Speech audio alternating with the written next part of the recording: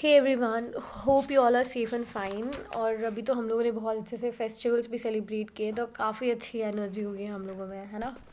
थोड़ा सा I am not keeping good with my health, तो शायद थोड़ी सी आवाज़ लो आए, थोड़ा सा एडजस्ट कर लेना, है ना। तो आपको पता ही हम लोगों ने प्रीवियस क्लास में हमारा न्यू चैप्टर स्टार्ट किया था, that is women change the world. वहाँ हम लोगों ने मतलब 2 कॉन्जिक्यूटिव चैप्टर्स पढ़े थे, जहाँ हम लोगों ने पहले समझा था कि गर्ल्स और बॉयज़ किस तरह से ग्रो होते हैं, उनकी क्या ड्यूटीज़ और रिस्पॉन्सिबिलिटीज़ रहती है ना।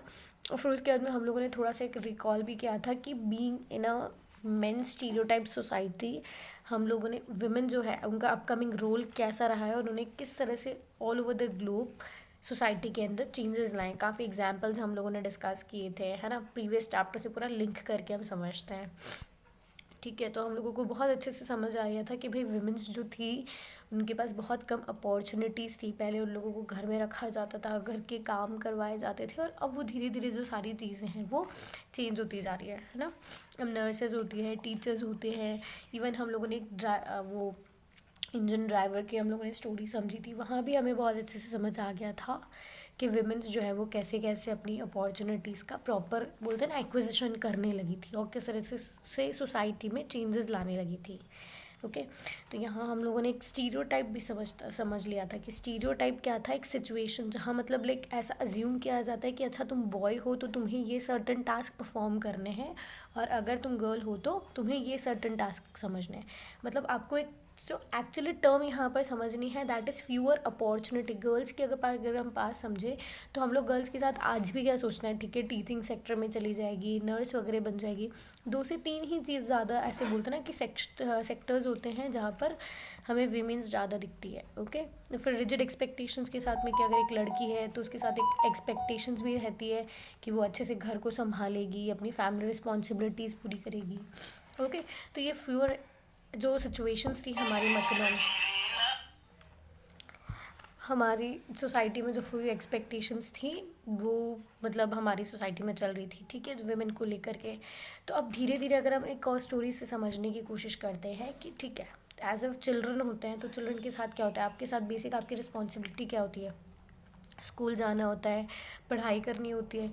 तो अब इसमें क्या नया है, ये तो आप लोगों को भी पता होता है कि चिल्ड्रन है तो स्कूल जाएंगे जाएंगे। ऑफकोर्स वो तो कोविड है इसलिए आप लोगों के थोड़े मज़े हो गए, वरना तो स्कूल जाना ही पड़ता, है ना। तो अब इसमें अगर हम पास्ट में बात करें, बेटा आज तो नॉर्मली चिल्ड्रंस के पास एक ही काम होता है, आप लोगों के पास एक ही काम होता है कि ठीक है अच्छे अच्छे से पढ़ाई करो, मस्ती करो, है ना। पर पास्ट में ऐसा सेम नहीं था। आज आपको जो ये लेडी दिख रही है पढ़ाते हुए, पास्ट में ऐसा भी नहीं था, ठीक है। मतलब ये इतनी ज़्यादा इनको इतनी अपॉर्चुनिटीज़ नहीं मिलती थी। पास में इन लोगों के पास इस तरह के सर्टेन काम किए होते थे अपने घर को संभालने जैसे, और इनको अपने घरों के बाहर जाना अलाउड नहीं था, ठीक है। पोजीशन ऑफ विमेंस जो है regarding to education and other skills की अगर मैं बात करूँ तो बहुत ज़्यादा अलग थी। देखो, इसको आप बहुत ईजी से आपको समझने की कोशिश करना, बहुत अच्छे से समझने की कोशिश करना कि पहले की जो सोसाइटी थी बेटा, वहाँ पर डॉटर्स को अलाउड नहीं था कि वो पढ़ाई करें, ठीक है। इवन फैमिलीज़ को ऐसा लगता था कि अगर उन्होंने अपनी बेटियों को पढ़ा दिया तो वो करप्ट हो जाएगी। मतलब आप समझ रहे हो कि वो अपनी फैमिली रिस्पॉन्सिबिलिटीज़ पूरी नहीं करेगी। ऐसी चीज़ें वुमेंस के साथ एसोसिएटेड थी, ठीक है। So they were never allowed to study. Okay, अब उसके बाद में धीरे धीरे अगर आप देखते हो कि कुछ अपॉर्चुनिटीज़ मिलती है ना। लोग जो थे अब जैसे धीरे धीरे, या तो हम लोग बोल सकते हैं जैसे 19th सेंचुरी की तरफ जब हम आते हैं, धीरे धीरे पोजीशन चेंज हो गई है। अब पोजीशन चेंज कैसे होती है ये चीज़ समझना। जैसे 19th सेंचुरी आती है बेटा, एजुकेशन जो था, ठीक है, एजुकेशन सेक्टर जो था वो और ज़्यादा स्ट्रॉन्गर हो गया था। नई नई स्कूल्स आ गई थी और बहुत सारी कम्युनिटीज़ जो हैं उन्होंने मतलब एजुकेशन को अडॉप्ट करना स्टार्ट कर दिया था। धीरे धीरे कुछ पहले तो इनसिक्योरिटी थी कि लड़कियों को हम एजुकेशन के लिए नहीं भेज सकते, पर कुछ एक दो ऐसी वेस्टर्न फैमिलीज़ थी, उन्होंने अपनी बेटियों को पढ़ने भेजा। तो बोलते ना कि उन लोगों को देख करके ये लोग भी थोड़ा सा ऐसे कुछ बोलते ना कि मतलब लाइक 100 में से अब 1 या 2 लड़कियां जो थी अब वो एजुकेशन मतलब एजुकेशन के लिए स्कूल जाना उन्होंने स्टार्ट कर दिया था। और बहुत से लोगों ने तो बहुत स्ट्रगल किया है, ठीक है। जैसे स्ट्रगल के नाम पे आप लोगों को ये 2 पिक्चर्स दिख रही होगी, है ना। तो अब हम इन्हीं के एग्जाम्पल से पूरी स्टोरी समझने की कोशिश करते हैं। तो सबसे पहले आपके आपके इवन आप अपनी एनसीईआरटी बुक्स में अगर देखोगे तो पेज नंबर 55-59 पे आपको इनकी स्टोरीज मिली हुई लिखी हुई है, तो आप बहुत अच्छे से समझ सकते हो। तो पहले अगर हम रमाबाई की बात करते हैं बेटा, तो रमाबाई जो है वो मतलब एक अगर हम इनकी पर्टिकुलरली बात करें तो इन्होंने बहुत मास स्ट्रगल करे हैं विमेंस एजुकेशन के लिए। ये खुद तो कभी स्कूल नहीं गई थी, पर इन्होंने इतना ज़्यादा स्ट्रगल किया है, छुप करके इन्होंने पढ़ने की कोशिश करी है। और आपको इनके नाम के आगे ये पंडिता लिखा दिखाई दे रहा है ना, तो इनको पंडिता इसीलिए बोला जाता था because she was able to read and write in Sanskrit. Okay, ये इतनी बड़ी स्कॉलर बन गई थी, मतलब खुद कभी स्कूल नहीं गई पर फिर भी इन्होंने इतना स्ट्रगल किया और एजुकेशन अटेन करी है, सीखा है संस्कृत लिखना बोलना। ओके, इसीलिए उनको टाइटल दे दिया गया था पंडिता का। ओके, फिर उसके बाद में केवल यहाँ इनकी स्टोरी नहीं ख़त्म होती कि भाई इन्होंने बहुत पढ़ना वगैरह किया बस काफ़ी हो गया। इन्होंने क्या किया था बेटा, इसके बाद भी इन्होंने अपनी नॉलेज को एक सही डायरेक्शन देते हुए इन्होंने बहुत ज़्यादा स्ट्रगल किया था। इन्होंने एक मिशन स्टार्ट किया था खेड़गांव के अंदर जो पुणे के पास में है, और वहाँ पर इन्होंने प्रिंटिंग प्रेस खोली थी।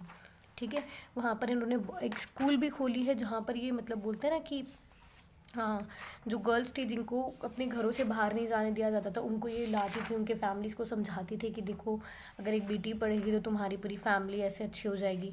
तो ये सारी चीज़ें स्ट्रगल उन्होंने उनको समझाया था। वहाँ पे प्रिंटिंग प्रेस खोली थी, स्कूल्स खोली थी जहाँ वो गर्ल्स को एजुकेशन दे सकें। मैं खुद सोचो कि खुद कभी एजुकेशन लेने के लिए स्कूल नहीं गई, पर इनका स्ट्रगल जो है वो कहाँ जाता है, लड़कियों को स्कूल की तरफ ले जाने में हेल्प करता है। ठीक है, अब राजसुंदरी देवी की अगर हम बात करें बेटा, तो इनकी भी बहुत अच्छी स्टोरी है। देखो, ये बॉर्न हुई थी वेस्ट बंगाल के अंदर nearly at the age of 60। मतलब पहले स्टार्टिंग की अगर हम बात करें तो ये भी मतलब लाइक बोलते हैं ना टिपिकल फैमिली से बिलोंग करते थे जहाँ इनको एजुकेशन नहीं लेने दिया। इनके जो हस्बैंड मतलब इनकी जल्दी शादी करवा दी गई थी, और अच्छे खासे मतलब बोलते हैं ना रिच लैंडलॉर्ड फैमिलीज़ के बीच में इनकी शादी करवाई गई थी। और उस टाइम पे ऐसा माना भी जाता था कि लड़कियों को बिल्कुल भी पढ़ाया लिखाया नहीं जाना चाहिए, वो अपने हस्बैंड्स के लिए फैमिलीज़ के लिए बैड लक लाती है और मतलब जल्दी विडो हो जाती है। ऐसा कुछ उस टाइम पे सोचो, इतने ज़्यादा वो सोच थी लोगों की। ठीक है, तो उस टाइम पे इन्होंने क्या किया है, फिर भी इन्होंने मतलब जब इनके फैमिली पूरी सो जाती थी, दिन तो आधी रात को उठ करके किचन में जा करके वो टॉर्च के अंदर पढ़ाई वढ़ाई करना, इस तरह से इन्होंने अपनी पूरी स्ट्रगल करा है। और इन्होंने अपनी एक खुद की बुक लिखी है। ठीक है, उसको उसी बुक को बोला जाता है अमर ज़ुबान। ठीक है, अमर ज़ुबान that is like in Bengali मेरी ज़ुबान मेरी कहानी, लाइक मेरी ज़ुबानी मेरी कहानी काइंड ऑफ इट इज़। ठीक है, फिर उसके बाद में धीरे धीरे इनका जो स्ट्रगल है वो यहीं पे ख़त्म नहीं होता है। इन्होंने बहुत स्ट्रगल किया है मतलब, और जो बुक इन्होंने पढ़ी थी सबसे पहला एबल टू रीड जो थी चैतन्य भगवत की जो किताब है, इन्होंने वो पढ़ना स्टार्ट किया था। ठीक है, तो मतलब लाइक आपको एक अपॉर्चुनिटीज़ दिख रही है कि कैसे इनको एक बुक हाथ में लग जाती है, फिर जाके किचन में जाके चुपचाप जब सब सो जाते हैं। ठीक है, तो उनके बेटे को देख करके, जैसे जब बेटा जिस तरह से मतलब इनकी एक स्टोरी आपको समझ में आनी चाहिए कि इनके बेटे को देखती थी वो कि बेटा कैसे ABC पढ़ रहा है ना, उसको देख के उसको उनसे सीख करके, बेटे से सीख करके आधी रात को जब सब सो जाते थे किचन में जा करके फिर उसकी प्रैक्टिस किया करती थी, है ना। Then she was able to read book. उसके बाद में इन्होंने खुद की भी बुक लिख दी थी, दैट इज़ अमर ज़ुबान, है ना। कंप्लीट स्टोरीज़ के बाद में इसके बाद में हम लोगों ने एक और लेडी की स्टोरी यहाँ पे पढ़ी थी, रुकैया शेखावत हुसैन के बारे में। इनकी भी अच्छे रिच लैंडलॉर्ड फैमिली के बीच में इनकी भी शादी कर दी गई थी।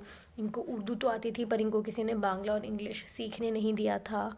तो ये सारी इनकी स्टोरी में हम लोग पहले से ही अच्छे से पढ़ चुके हैं। अच्छा, ये तो वो रिक्शा वाला है, इंजन ड्राइवर वाला, लक्ष्मी वाली स्टोरी है, ये भी हमने पढ़ ली थी। इसके बाद में हमारे पास एक और था रुकैया शेखावत वाली, वो सारी स्टोरीज़ हम समझ चुके हैं। तो इसका अप टू कंक्लूजन तुम्हें क्या समझना है कि पहले के टाइम पे इन लोगों के पास अपॉर्चुनिटीज़ नहीं थी, फ्यूअर अपॉर्चुनिटीज़ थी, पर इन्हीं फ्यूअर अपॉर्चुनिटीज़ से इन्होंने क्या कर लिया है, लर्निंग की है, और उस लर्निंग से इन्होंने सोसाइटी में चेंजेस लाए हैं। ठीक है, एक स्टीरियोटाइप जो था कि वुमेन्स ये काम नहीं कर सकती, वो भी इन्होंने करके दिखाया है। ठीक है, this is what you need to understand. So that's it for today, thank you everyone.